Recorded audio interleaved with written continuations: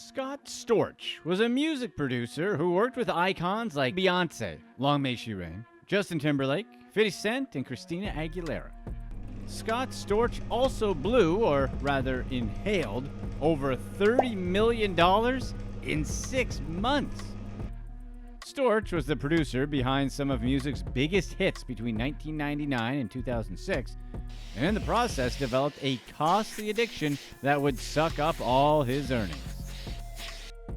Storch made $100 million over his career, but that money went fast. The hit producer filed for bankruptcy several times, having spent most of his money pretending his nose was a vacuum cleaner. He also got in trouble with Suge Knight. Scott Storch grew up in Long Island, New York.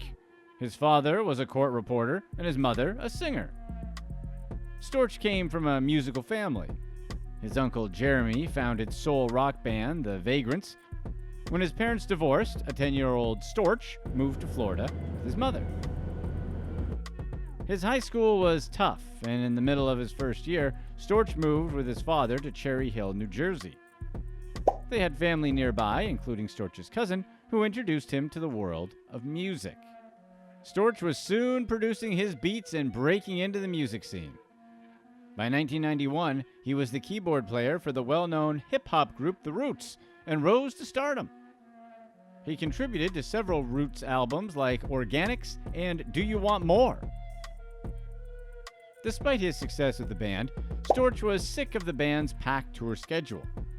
He preferred being in the studio instead and decided to build a career in music production. As a producer, Storch worked with the top names in the industry. He'd already produced hits by The Roots before he worked with Dr. Dre on his hit Still Dre, where Storch played the piano that provided the catchy soul of the single. The hit skyrocketed Storch's career, which led to collaborations with 50 Cent, Chris Brown, Snoop Dogg. He saw himself as a chameleon and cared more about good music than the genre. Storch admitted he enjoyed the challenge of being pushed to work on styles that he hadn't done before. Storch produced hundreds of hit songs like Candy Shop by 50 Cent, Justin Timberlake's hit Cry Me a River, and Me, Myself, and I by Queen Beyoncé. In 2005, Storch had produced over 80 tracks and was at the top of his game. He would sell each track for $100,000. Storch's biggest hit financially was the song Lean Back that he recorded with Fat Joe's Terror Squad. The song didn't just make him a massive amount of cash, but also proved his talent as a songwriter. In 2006, he won the ASCAP Songwriter of the Year award. With all of his success, it was time for Storch to create his record label, which he named Storch Music Company, and opened a music production company called Tough Jew Productions LLC. He was a top award-winning music producer, but his issues with nose beards was growing out of control, and soon his career, much like his septum, would begin to crumble. Storch's lifestyle completely changed when he became rich and famous. He amassed an elaborate car collection with 20 high-end luxury cars costing between $250,000 and $700,000 each. He would wake up, indulge in his powdery habit, and go to the car dealership. Storch had a Bentley, Ferrari, Maybach, Bugatti Veyron, Lamborghini, and a limited edition McLaren SLR. He bought at least 10 of his vehicles while under the influence. In 2005, he dated heiress and socialite Paris Hilton. Storch blamed her for introducing him to the party scene, which later absorbed his life. We know, you're like, Paris Hilton, the socialite? There's no way someone of her solid moral character would ever introduce a susceptible young man into that kind of party scene. We were just as shocked to hear it, but this is straight from the man himself. The couple worked on Hilton's debut album, Paris, together. They met in Miami and spent most of their time together in the studio, where they became very close. Life with Hilton was unlike anything Storch had experienced before. They were hounded by paparazzi, would take trips to exotic places, and partied hard. The pressure of working with such a high-profile celebrity backfired on the producer, and the pair broke up. Storch took a break from music, and his newly elevated social status meant everyone knew who he was. After his split with Hilton, he was linked to her assistant at the time, Kim Kardashian, someone who was way less game hungry. In 2006, Storch bought his $10.5 million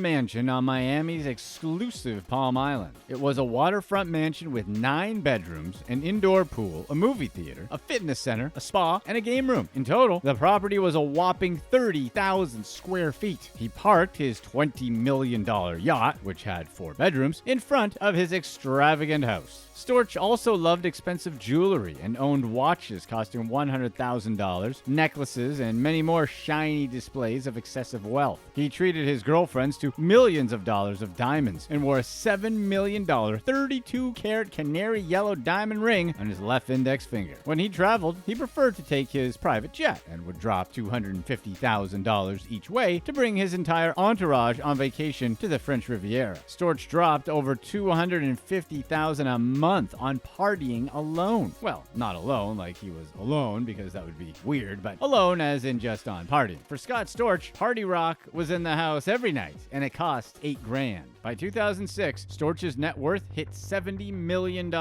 He should have been financially set for life, but the allure of the party scene and his love for luxury goods would be his downfall. He completely stopped working, and partying turned into his full-time job. Storch's Miami mansion was the perfect place to enjoy the lavish side of life, and while he spent huge amounts of money on extravagant things, nothing compared to what he put towards his nose candy. Storch's reputation was crumbling. He became unreliable, and in 2007 actually made Janet Jackson wait 10 hours at the studio so that he could finish partying. The party stops for no one, not even the least creepy Jackson. Artists were no longer interested in working with a music producer who had stopped prioritizing his work. Word got around, and Storch found himself with more party time than he expected. By June 2008, Storch was behind on his child support payments and failed to attend the hearing. At the time, he also owed the government $500,000 in property taxes on his lavish home. With his legal troubles mounting, Storch checked himself into a rehab center. While he was trying to get his life back on track, the bank repossessed his Palm Island home and sold it to Rockstar energy drink founder Russell Weiner for $6.75 million,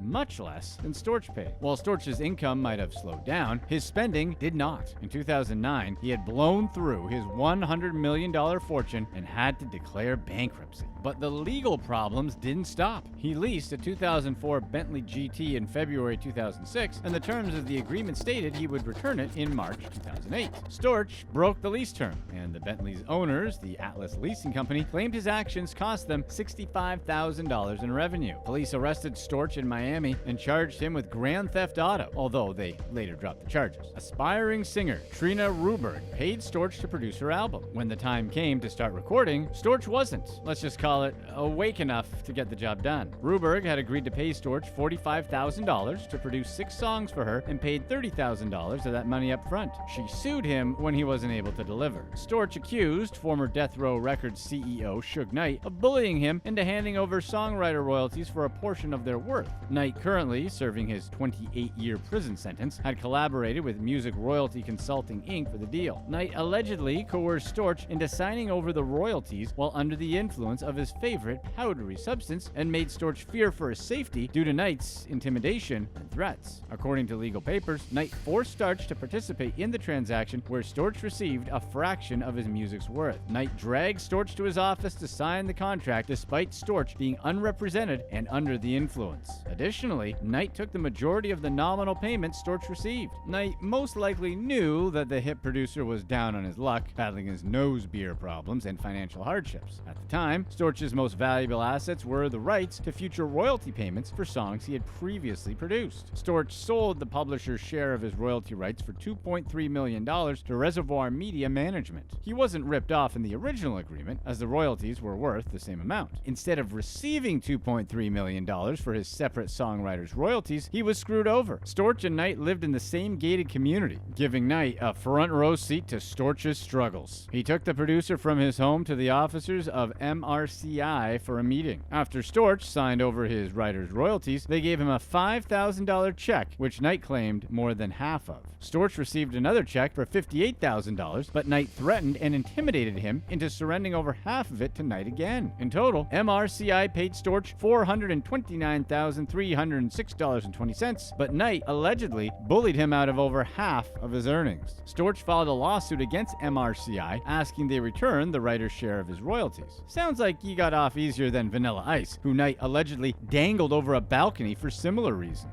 Real estate moguls Brad and Seth Cohen learned of Storch's downfall and wanted to help him get back on his feet. The businessmen earned their money through real estate and insurance holdings and signed a $1 million deal with Storch, using their own money to fund Storch's comeback. Brad and Seth hoped he would use his connections in the industry and prove himself once again as a hit music producer. As part of the deal, the brothers paid him a weekly salary, provided him with a rental house in Park Park Lane, Florida, and gave him a Rolls-Royce Ghost. The terms of their agreement stated that if Storch failed a drug test or showed signs of falling back into his old party habits, they would take away the Rolls-Royce. The vehicle was under Scott Cohen's name, and when the Cohens discovered Storch was back to baking but only using flour, they wanted the car back. Scott feared it would be an insurance liability if Storch continued to drive it. The disagreement over the Rolls-Royce would lead the Cohens' relationship with Storch to dissolve. By June 2015, Storch filed for bankruptcy again, valuing his music company at $0, and in the filing stating he only earned $10,000 in 2014. The legal papers said he only had $3,600.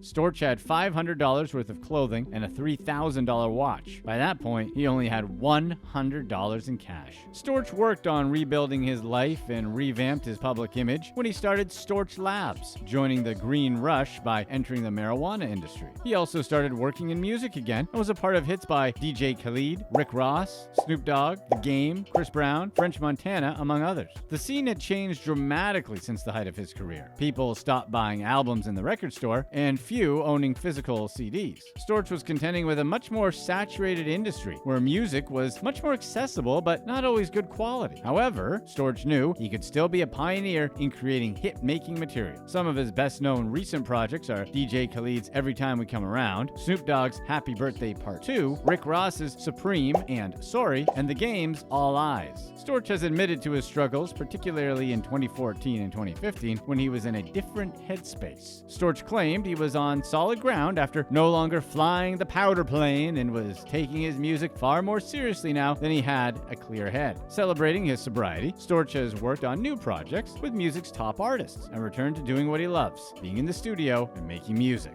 Today, his net worth is $250,000, a fraction of his fortune during the early 2000s, but far more than it was at the time of his 2015 bankruptcy. We hope he lays off the nose jobs. Click to watch one of these next videos. Let us know in the comments section who you thought had better beats, Dr. Dre or Scott Storch.